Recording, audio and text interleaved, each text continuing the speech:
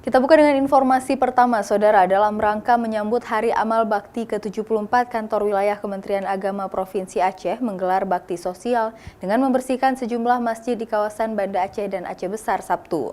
Kegiatan rutin tahunan setiap menjelang HAB ini diikuti oleh seluruh ASN Kanwil Kemenak Aceh.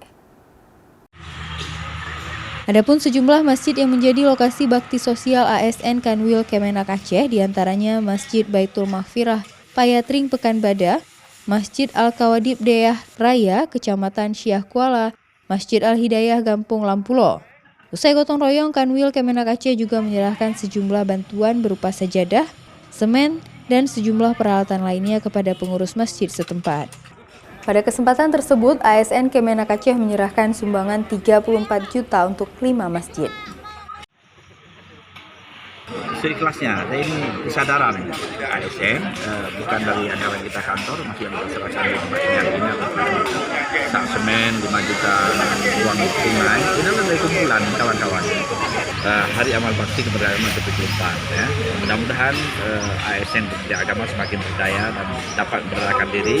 Selain di kawasan Banda Aceh dan Aceh Besar, Kakanwil Kemenak Aceh juga telah mengimbau seluruh kantor Kemenak Kabupaten Kota di Aceh untuk turut serta memeriahkan HAB tahun ini dengan menggelar kegiatan bakti sosial dan kegiatan lainnya yang bermanfaat untuk masyarakat. Syahril, Kompas TV, Banda Aceh.